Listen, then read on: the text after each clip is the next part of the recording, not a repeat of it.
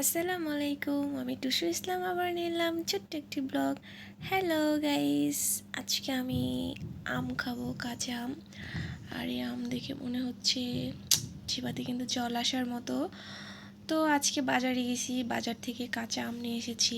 আর কাঁচা আম কিন্তু এইভাবে মরিচের গুঁড়ি দিয়ে লবণ দিয়ে মাখাইয়া খাইতে কিন্তু খুবই মজা, খুবই সুস্বাদু। আর আমার এই কাঁচা আম দেখে আমার ছোটোবেলার কথা মনে পড়ে গেল। ছোটো থাকতে অনেক আম চুরি করে খাইতাম মানুষের গাছ থেকে। ছোটোবেলার কথা মনে পড়ে যাচ্ছে। আমটা খুবই মজা, তেমন টক না। তো আমি খাচ্ছি, তো ভাবলাম একা একা কেন খাবো, আপনাদের সাথে একটু শেয়ার করি, আপনাদের দেখে খেতে ইচ্ছে করবে। আর আসলে টক জিনিস দেখলে সবারই খেতে ইচ্ছে করে, বড়ই, কাঁচা আম, তেঁতুল। বিশেষ করে আপুদের এটা হয়, আপুদের দেখলে খুব খেতে ইচ্ছে করে, আমি জানি। তো আজকে বাজারে যে আমগুলো পাইছি একদম টাটকা টাটকা ছিল, তো চিন্তা করলাম নিয়ে যাই, খাবো।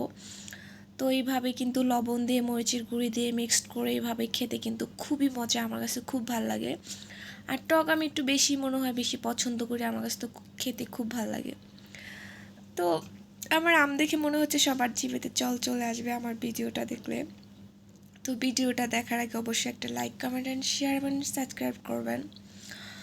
তো এরকম লোভনীয়, জিভেতে জল আসার মতো যদি ভিডিও আমি দেই, মানুষ আমাকে লাইক কমেন্ট একটাও করবে না, আমাকে ধরে পিটাবে। তো সবাই ভালো থাকবেন, আল্লাহ হাফেজ, বাবাই। আজকে ভিডিওটা এ পর্যন্ত।